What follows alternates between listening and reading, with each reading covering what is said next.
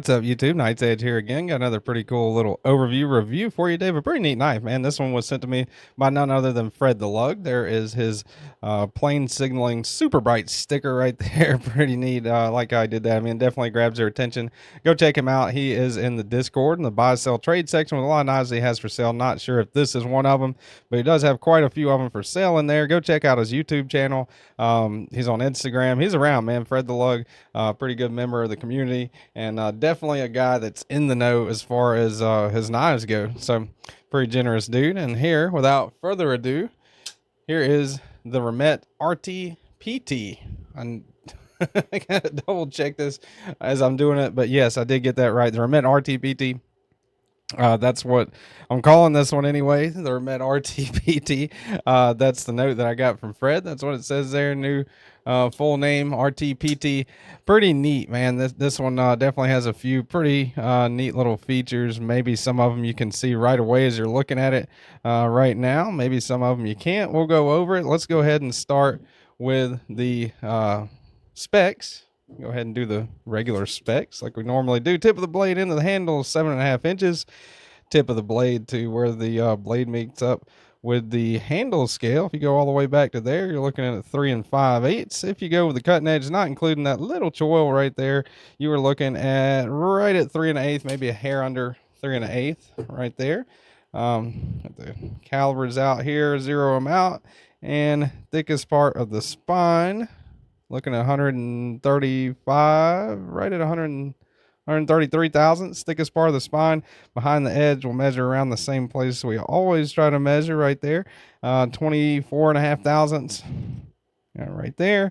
And handle thickness just over half an inch, 509 thousandths is what I got measuring it right there. All right, with the measurements out of the way, we'll go ahead, get out some size comparisons. Here is the Spyderco knives Paramilitary 2. All right, and where is she? There she is. There is your Spyderco knives. I hope I move everything over a little bit. You guys can actually see everything better. Spyderco knives pair of 3. So overall, it's fairly close to the pair of 3. Feels a lot larger though for some reason. Definitely does have more cutting edge than the pair of 3. Does it have more cutting edge than the Paramilitary 2? No, not quite, but fairly close. I'd say closer to the pair of 3 than it is to the Paramilitary 2. A couple other size comparisons there. That is your Microtech MSI. Here is your Benchmade Griptilian sheep's foot right there. So definitely not what I would consider a full-size knife, but not a small knife either. The broadness kind of throws it off, to me anyway, looking at the size. This is a Navslander 2 right there. Navslander 2, of course, the bigger guy. Man, help if I get the camera in focus, man. The camera's acting crazy today. There is your Navslander 1 right there. So definitely pretty close to the Lander 2. I think that'll do it for size comparisons anyway. For the knife size comparisons, let's go ahead and get out the classics here, man. Classics on the channel. That is your DeWalt frame and hammer and your 8-inch USA made crescent wrench right there. Got to have those, right?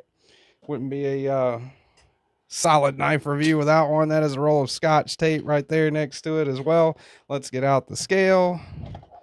Get the scale. Turn it on. All right, let's see. What do I think this thing weighs, man? If I had to guess, I don't know. I'd say around 3 ounces, maybe. I'd say around 3 ounces. So, whoa. I haven't been that off in a while. 4.3 ounces. Wow, okay. 4.2, 4.3 ounces. Well, okay then. Definitely pretty far off as far as the weight goes on that one, man. I haven't been that far off in a while with the weight on this thing. Let's see, where is my flashlight here? We'll take a look inside. That is probably why. No milling for weight reduction. And you do have that really nice looking twill, kind of reflective twill carbon fiber. I love the way this stuff feels, man. Silver twill carbon fiber is pretty neat, I think. But no internal milling at all. So that would definitely explain the weight on this bad boy. Let's see here. Where are my old faded blue jeans? Come on, there we go. Nothing's ever where you need it when you do a knife. You can set everything up, or I can anyway. I can set everything up perfect. I think as soon as I start filming, I lose it. I'm like, where's this? Where's that? Oh my goodness. All right, so that's how it goes in the pocket right there. Not really any issues with the pocket clip. It's a little bit tight, but not too tight to where you can't get it into the pocket. Not a deep carry. Still got a little bit sticking up there, but that's really not an issue. Carries pretty good in pockets. Pretty smooth knife to be carrying in your pocket. I wouldn't recommend swimming trunks, or I wouldn't recommend swimming trunks or gym shorts, but you can, I guess, carry them with that. So the RTPT blade steel M390 on that blade steel. I mentioned that before I forget. Of course, equivalent to CPM 20CV. We'll do a hardware check. That is a T8 on that pivot right there. And lock bar screws, you got two of them right there. I believe they're both T6s. Body screw T6, T6. I'm going to go ahead and double check that, of course. I mean, if anybody needs to be double checked, it's definitely me. But T6 and T6 on the clip, the body, and the lock bar screws, kind of a bummer there. Thumb stud, I'm sure you can remove it, but it doesn't have a Torx bit to remove the thumb stud. So wish they would have done a little bit better on the hardware. It is nice. It's a single-sided captive pivot on there, so that's a cool thing. Right-handed tip-up carry only on this one, which is kind of a bummer because lefties exist. So yeah, that's it as far as the hardware goes. Now, as far as the cool factor on this one thing, or what I think is probably the selling point of the knife, is look at this. It's a frame lock, right? So you can disengage that frame lock like a normal frame lock, and close the knife, or you can hit that button, which actuates. I can show it. Button pushes that frame over just like that. So pretty neat. I mean, I think that's a pretty neat mechanism in and of itself. That's a definite cool factor for this one. Index it. That works well, but I got to kind of reach wide to index it. Something to keep in mind. It does look kind of like a bayonet dagger grind, I guess, but the top is not sharp. This is not sharp at all. So you can definitely get a good grip on here. And the grip is pretty good, I would say. Pretty solid grip on here. Choke back, pinky almost all the way at the end. Thumb resting up here. Now this is not contoured, it is not jimped, so that's one thing to keep in mind. It does have jimping right there, but that's mainly for the flipper.